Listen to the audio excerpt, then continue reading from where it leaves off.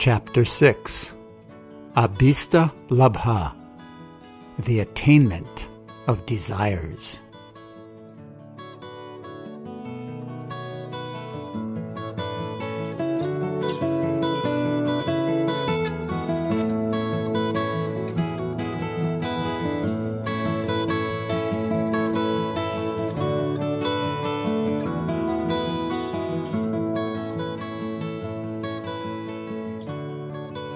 Sri Gopakumar said, following Narada's instruction, in a sweet voice I chanted Lord Krishna's dear holy names, and sang of and meditated on his pastimes here in Vrindavan. When I saw the places of the Lord's pastimes, my heart became filled with love, and my body displayed symptoms of ecstasy.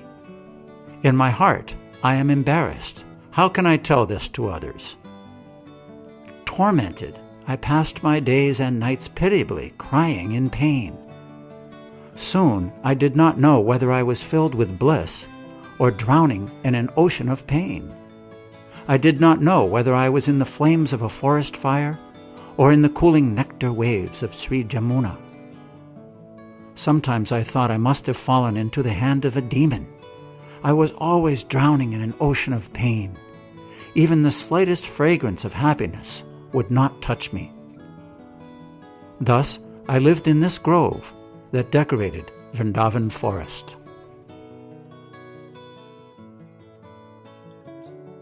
One day, as I was drowning in an ocean of weeping, I fainted.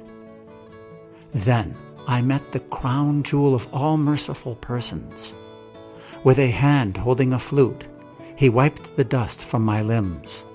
Again and again this most wise person playfully shook me. He flooded my nostrils with his unprecedented sweet fragrance.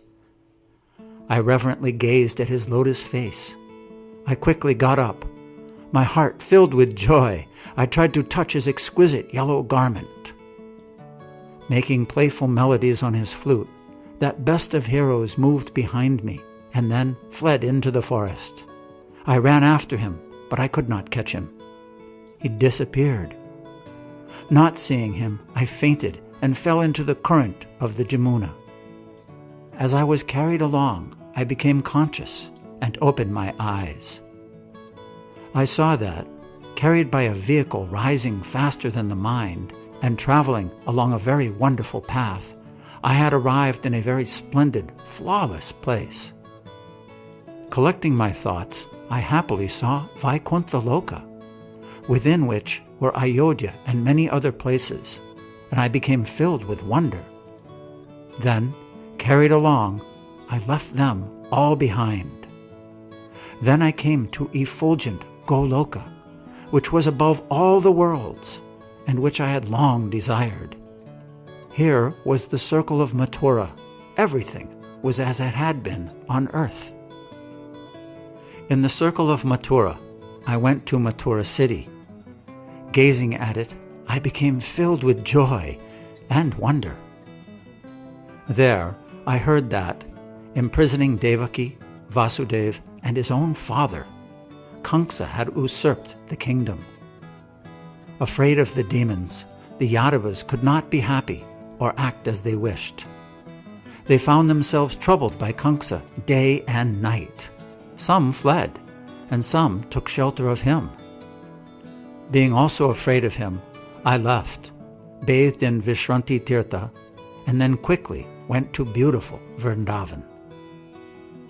There, in Goloka, which the demigods, kings of the planets, and their associates could not approach, seeing a country glorious as the sunshine, I became filled with wonder and plunged in an ocean of bliss. I saw cowherd men going here and there, and elderly gopis picking flowers. Everyone there was extraordinary, different from any people I had seen before. It seemed that someone had stolen the treasure of their hearts. Simply seeing them, I became like them. Carefully composing myself, I approached them and asked them this question. Sanatana Goswami explains that the words became like them means that Gopakumar also became very agitated.